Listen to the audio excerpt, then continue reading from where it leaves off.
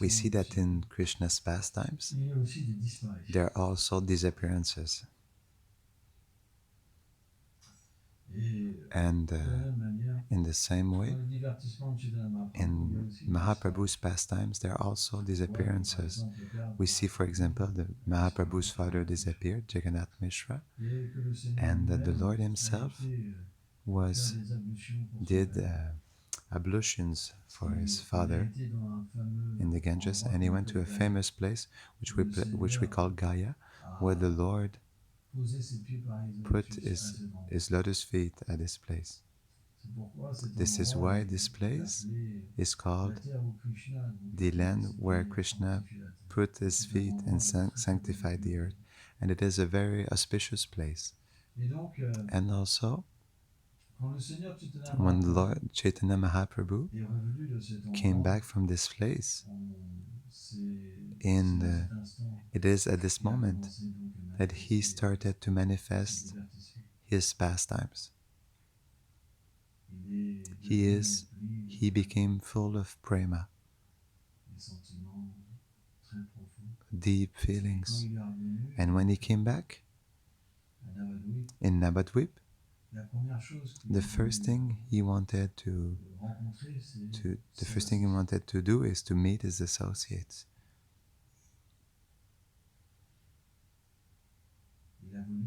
He wanted to reveal his heart to his associates. It's normal when we have sadness, when we have a problem, we go to meet people in whom we trust, and we reveal to them our feelings. True or not? It's a reality, no?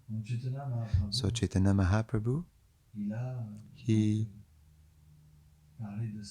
spoke about his sadness because he was in the feeling of Srimati Radharani. Breathe, calm down, you're moving too much. Life must be peaceful, otherwise it isn't a hell for you and for others. So you need to breathe and you have to listen to the class, you breathe peacefully. It's important because if we're too much agitated, we don't listen. Our mind takes us left and right, and our consciousness cannot obtain anything from the listening, from the place, from the association. If we're not in peace, we obtain nothing. In passion, we obtain nothing. We must at least be absorbed in sattva. Sattva is the most positive of the three influences of the material energy. So Chaitanya Mahaprabhu started to cry. He said, "Where is Krishna? Where is Krishna? Where is my Krishna? Where is he?" He started to cry, and it is explained that his tears were so wonderful that it seemed like the Ganges was coming down from his eyes. And when Mahaprabhu's associates, they saw the love of Chaitanya Mahaprabhu and the trembling of his body, the hair standing on end, he even had flowers. The holes of his skin was transforming into flowers. They never saw such transformation before, and they were completely fascinated by the beauty of the Lord. Completely fascinated. Sometimes the Lord, he would roll on the ground. Sometimes he would lose consciousness, and this brought also a distress in the heart of his devotees, and most of all Sachimata. When Chaitanya Mahaprabhu, Nimai, he entered from Gaya, he changed so much that Mother Sachi was afraid. She didn't know what to do. She was praying, Lord Krishna, you took away my first son. You took away Nimai. Please be merciful. Make my Nimai stay home. And Nimai Pandit was married with Vishnupriya, and she even did the arrangements in front of Chaitanya Mahaprabhu so that his consciousness absorbed himself in his wife. But he could not see his wife anymore. Sachimata, she was trying, but his wife was in front of him, he couldn't see her. He was only absorbing himself in Krishna. And Mother Sachi was extremely afraid. So at some point, in this pastime, usually Nimai Pandit, the great Pandit, he had students. And every day, he gave them the lesson, the grammar, for example. And that day, he had to go. And he sat down. And Chaitanya Mahaprabhu was absorbed in Krishna. He didn't know really what to do and how to take care of the students. So he simply said, Krishna is everything. It is the essence of everything. And that every scripture or writing that doesn't look like devotional service is useless. Because the goal of existence is to attain Krishna. And there Chaitanya Mahaprabhu, he asked this question, this intelligent question to his disciples, what did you understand? And then the disciples, they said, we understood nothing. Nothing. They could not understand nothing. It's interesting, because even the pastimes of the Lord are somehow incredible, because the Lord is in front of them and they cannot understand anything about Krishna.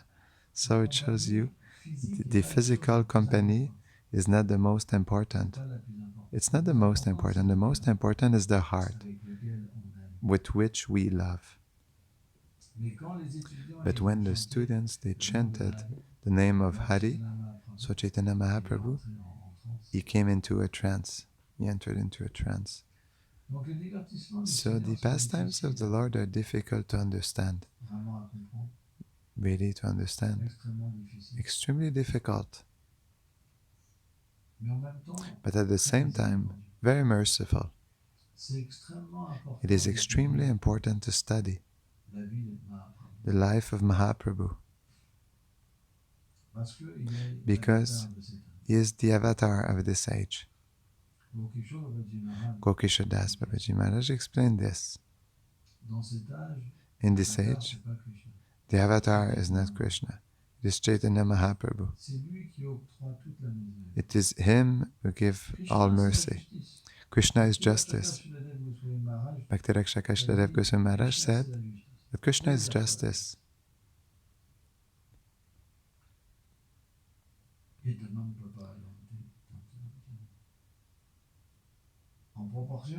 In proportion, I give myself. If you have 1 paisa of devotion, I reciprocate with 1 paisa. So look into your heart. How much devotion do you have? No chance. But still some, they continue. They say, I am a great devotee. I will be able to attain my Swarup of Radha and Krishna. And Krishna is justice. From Krishna you will obtain only the qualification that you have. So, with justice, we don't obtain much. From whom do we obtain? From mercy. Because mercy does not calculate the qualification. Otherwise, we could speak about mercy, but so this is why, if this Krishna himself, he wants to distribute and save all the living beings, he must wear this aspect of mercy. This is why he takes the bhav of Radharani. There's a story, a famous story, It's a long time I did not listen to it, but it comes back to my mind. It is, there's a famous place, Imlitala, close to the Yamuna, where Chaitanya Mahaprabhu came to meditate. And this is a place where there's a famous pastime. It was one evening where Radha and Krishna gave a meeting at this place. But by the organizations of Providence, Radharani was late because she was afraid of her own reflection of her shadow, of the shadow of the trees. She was afraid. And then she was hiding herself. So it took a long time before she could get to the appointed place, meeting place. And love in Vrindavan is very deep. One time it is explained, one moment is like a yuga. It's very long, millions of years. Because there's love. The more the love is strong, the more the time before the meeting is slow. The more the love is strong. The less we have love, the less we feel separation.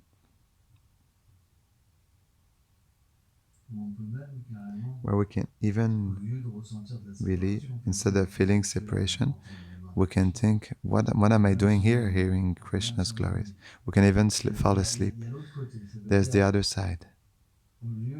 It means instead of having the attraction, we can have, on the contrary, can not repulsion, but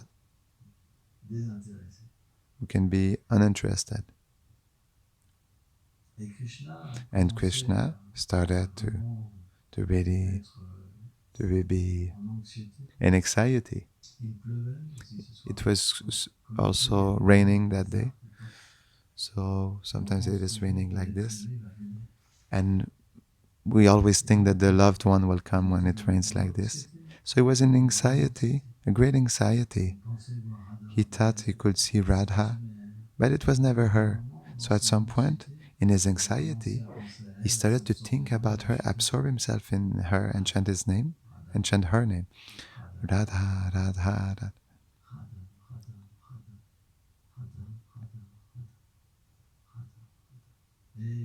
And the effect of Radharani's name was not what happened.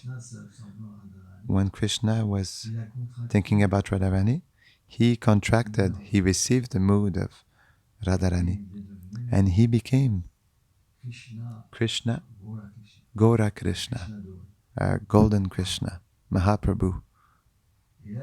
And then he had the same feelings of Radharani. He was crying in separation for himself in such beautiful form. It's Krishna who tastes himself, who looks for himself. And when Radharani arrived at the appointed meeting place, she saw that there was a person at this place that was not Krishna. She did not recognize Krishna. But that person was so beautiful that she was looking at that person. But at the same time, she was looking, but at the same time, there was a great chastity in Srimati Radharani, because you cannot see anybody else but Krishna. And since it was Golden Krishna, she did not recognize him, but she was still attracted. So there were these two aspects, two sides. The attraction, but at the same time, the chastity. And she thought, who is this person? So she concluded, maybe it's a great sage, and because he was there meditating, Krishna could not stay, he had to move somewhere else. That was his conclusion. And from Krishna's mouth, there was a sound coming out. And she thought, what is this sound? She lowered her ear, and she has a very good ear. She can hear from very far away Krishna also. They can connect in distance, even if they're very far away. Radha and Krishna are the same person, so they're never separated. But by the pastimes energy, they can also somehow feel separation. It is something mystical. And then she heard that this person was chanting his name, her name, yeah. She heard Radha, Radha, Radha. And he was crying, he was completely absorbed in her. She thought it was strange. This person chants my name. And then when she looked further, and she said, this is my loved, my love. But he has my complexion, my carnation, my complexion, my bodily color. So she approached, she sat next to him without disturbing him. Because in these moments, Krishna is absorbed in her. It was a little bit dangerous. We have to be careful when we sit next to the one who is absorbed. And then at some point, Krishna, after some time of ecstasy, he acquired again his consciousness, and then Radharani, she asked him questions. She asked him, but how was that possible? That you had my complexion, and this form is so beautiful. Radharani was so attracted by this form. And Krishna told her, this form is eternal. I also appear in this form with your feelings. So your feelings are dominating me. And Radharani told him, but why do you do that to take my feelings? She was a little bit like confused. Somehow, she was a little surprised. And Krishna told her, I enter into your heart and I will steal it. So, when Mahaprabhu comes, it is particular. He comes with the feeling of Radharani. So we can understand that Radharani is mercy personified. Because if Krishna is covered by mercy, and that Radharani is mercy, and that he takes the feeling of Radharani, that's why he's covered by mercy. So that means Radharani is mercy personified. So we could say, why not praying Radharani directly? We don't need Mahaprabhu, is that it? It's the same principle. Radharani, we also need a qualification. So what's happening is that Krishna becomes intoxicated and blinded. When they're suffering, we look for help. This is why this incarnation is very special. Because Krishna is looking for himself. He's searching himself and he needs help. And in this being blinded by love, he does not see who is who. He needs everybody. And this is the mercy of Mahaprabhu. Because he is blinded, he needs everyone. Mahaprabhu does not see the qualification. He sees everyone like more qualified than himself. And that's why he gives prema. Because as soon as he embraces someone for help, he gives them the qualification. So this is why it doesn't mean it's useless. Well, and Krishna for qualified people. Breathe, please. Breathe, please. Calm yourself. But then Krishna, you need the qualification. We need to chant without offense. Be pure. Be introduced in the eternal kingdom, abode. But Mahaprabhu, it's not obliged. If you absorb yourself in Mahaprabhu, so the ecstasy will come. Mahaprabhu will say, there's something next to me, there's someone. He needs help. And automatically, as soon as you see this person appear, you taste prema. And after you stop asking yourself questions. It happens Naturally, you're controlled. It's so simple. Try. And you say, maybe I've tried. No, you were not simple in heart. You did not have faith when you did this. We simply need to chant and think about Nimai, even just one moment of his pastime. And if you see, you'll be taken away so easily. He will appear in your mind. And when Mahaprabhu appears, we do not feel the desire to enjoy. And the taste was wonderful. Radha and Krishna, it's after. Because when Mahaprabhu comes, what happens? We feel the feelings of Radha and Krishna. The feelings, they come into our heart. Separation from Radharani comes into our heart. Everything comes. And after, Vrindavan will manifest itself in our heart. But Mahaprabhu, we can have him only by the grace of Nityananda Prabhu. That means we must also always be under the protection of the spiritual lineage. It's very important. We must chant under the protection of the Vaishnavas. Without the mercy of the Vaishnavas, it is not possible to have this vision of Mahaprabhu. At the same time, it is the instruction of the Vaishnavas. If we have faith in the Vaishnavas, if we have faith in their instructions, and we don't try on our own to concoct a path, a new path, to create a new path, so the taste will come. Attachment comes, love comes, and spiritual realization as well.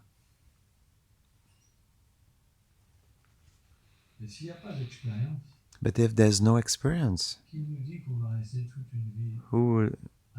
how can we be so sure that we'll be staying a devotee all our life?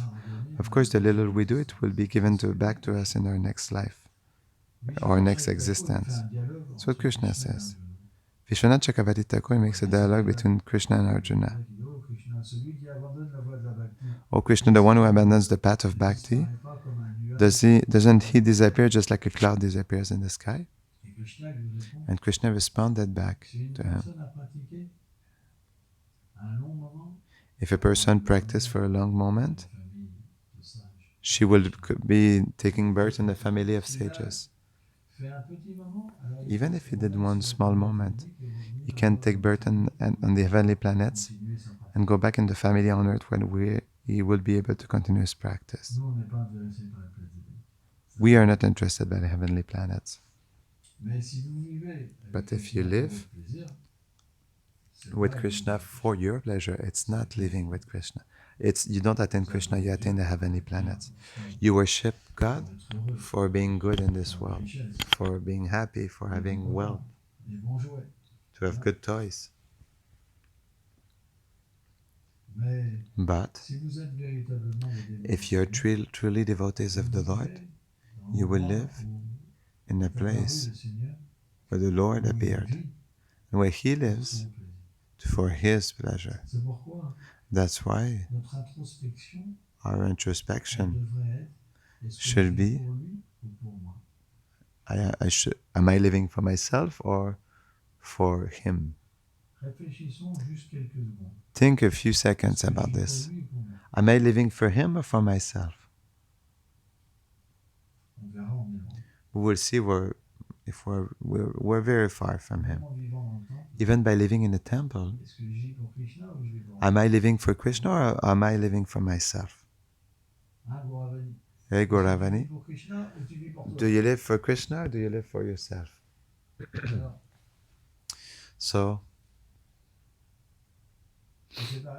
you don't know how to answer that? You don't have intelligence? You don't know for whom you live.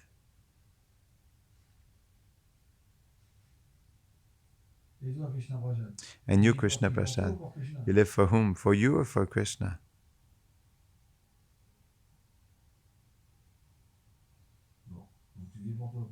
So you live for yourself now. And you, Lila? So this is how it is. If you live for yourself, can you go back to Krishna? So where do you live for yourself? Did you ask yourself this question? No? There's no possibility of asking questions.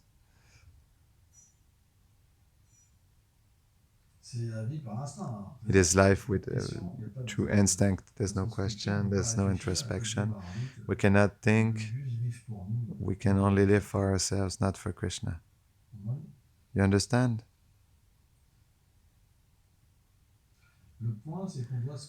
The point is that we must ask ourselves questions. It's not easy. That's true. To see our truth is not so easy. It should not destroy us. When we ask ourselves questions, it is for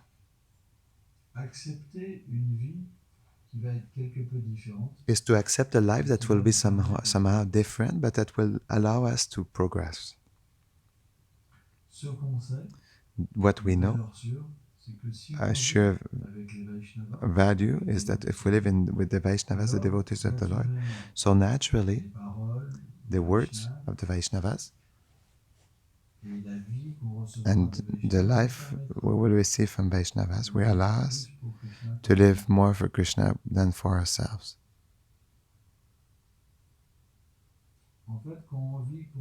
So when we live for ourselves, we can never experience what it means to live with Krishna. When we live for Krishna, Krishna lives from us. We can feel the presence of the Lord. We can feel the love He has for us. We can feel He is protecting us. He maintains us. But not in the form of strength, of power, but in the form of sweetness. So sometimes we can taste a rare feeling. Krishna loves me. When we feel Krishna loves us, so we love Krishna. It's very strong. And automatically, we desire to live for them. And when we have such experience, it is so good, it is so wonderful. We desire really to live for Him. And sometimes it disappears. The material energy is there, and again we live for ourselves, and we're so unhappy, because there's no memory of Krishna.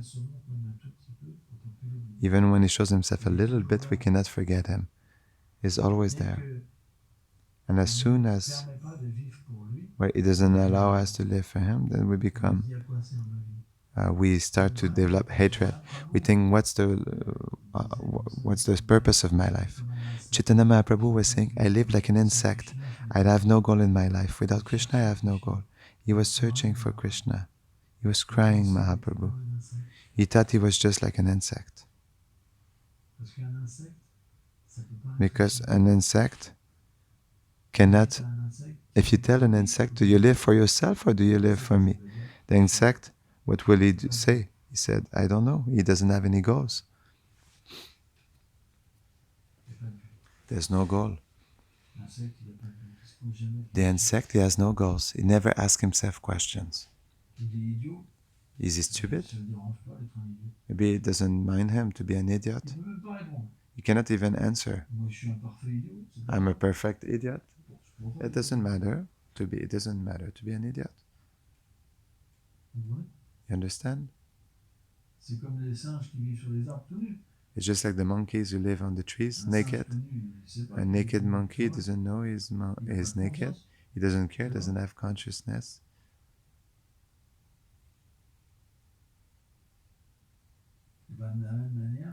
So in the same way, when we're like an animal, we do not have the possibility to ask ourselves questions. But is this the goal? Arjuna, is this the goal? Do not be able to ask ourselves questions day after day continuously. Day after day to continue like that. We can prepare a whole life like this. You believe it? We prepare everything without asking ourselves questions. It's not possible. There must be this introspection. We must stop at some point. This is why we must pray. We must pray Nityananda. We must pray our spiritual masters. If we pray the mercy, so naturally, intelligence will come. We will have the strength, the space to reflect upon this. And if our behavior is not good, if it is offensive towards Vaishnavas, we won't be able to do anything but to fight, to struggle. So many obstacles will come.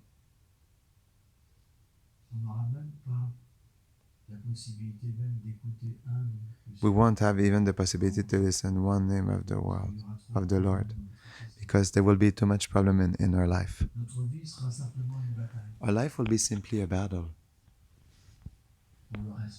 for respect. Just for respect. Why?